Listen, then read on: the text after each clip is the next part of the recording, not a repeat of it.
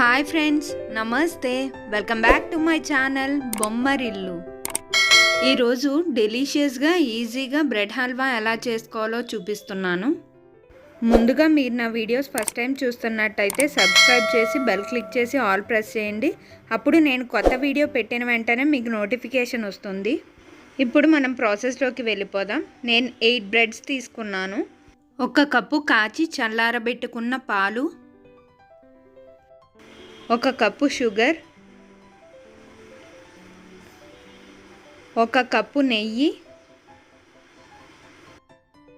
2 table spoons కిస్మిస్,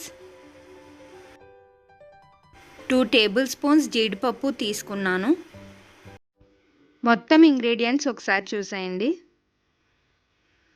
ఇప్పుడు మనం ప్రాసెస్లోకి వెళ్ళిపోదాం. ఫస్ట్ బ్రెడ్ స్లైసెస్ అన్నీ చుట్టూరు బ్రౌన్ పార్ట్ అంతా కట్ చేసుకొని క్యూబ్స్ కింద కట్ చేసుకొని పెట్టుకోవాలి.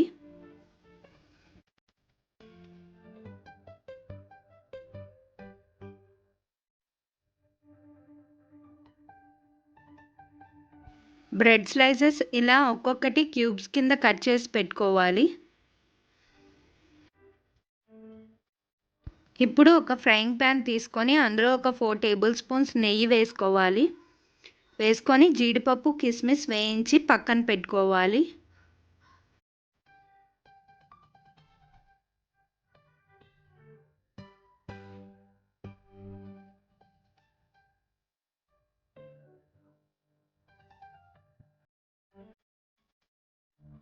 ఇప్పుడు అదే ప్యాన్లో మనం కట్ చేసుకున్న బ్రెడ్ పీసెస్ వేసుకొని 2 వైపులా బ్రౌన్గా వచ్చేంత వరకు వేయించుకోవాలి.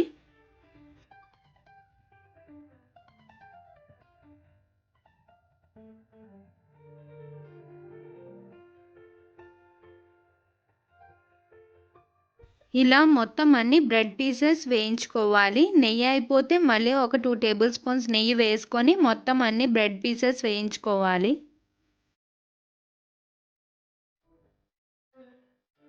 రెండు వైపులా ఇలా దూరగా వేగేంత వరకు బ్రెడ్ పీసెస్ వేయించుకొని వేరే గిన్నెలోకి తీసుకొని పక్కన పెట్టుకోవాలి.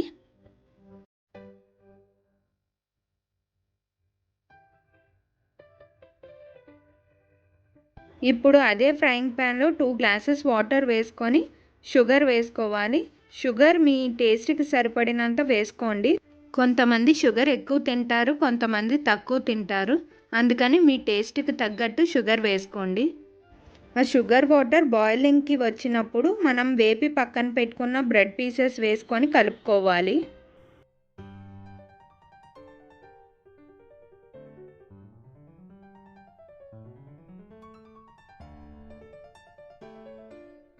ఆ బ్రెడ్ పీసెస్ కొంచెం షుగర్ వాటర్లో ఉడికి సాఫ్ట్ అయిన తర్వాత ఆ బ్రెడ్ పీసెస్ని ప్రెస్ చేసుకుంటూ కలుపుకోవాలి. నేను వీడియోలో చూపిస్తున్నట్టు కలుపుకోండి.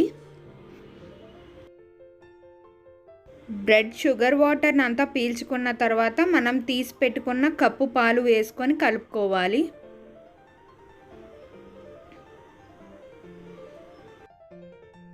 మొత్తం అంతా ఈవెన్గా మిక్స్ అయ్యేటట్టు బాగా కలుపుకోవాలి.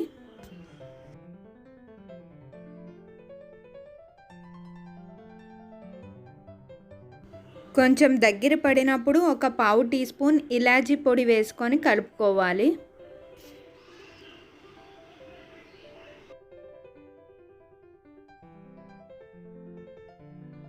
ఇలా కొంచెం దగ్గర పడిన తర్వాత మనం వేపి పక్కన పెట్టుకున్న జీడిపప్పు కిస్మిస్ వేసుకొని కలుపుకోవాలి.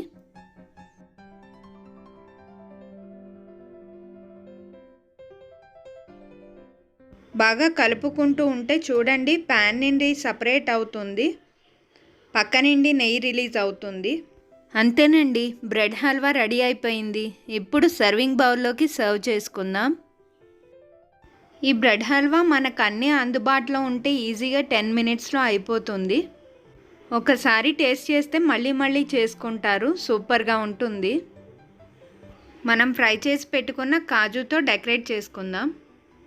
డెలీషియస్గా బ్రెడ్ హల్వా రెడీ అయిపోయింది. ఈ రెసిపీ మీకు నచ్చినట్లయితే ట్రై చేసి ఎలా వచ్చిందో కామెంట్ సెక్షన్లో కామెంట్ చేయండి. Please like, share, subscribe to my channel. Thank you for watching.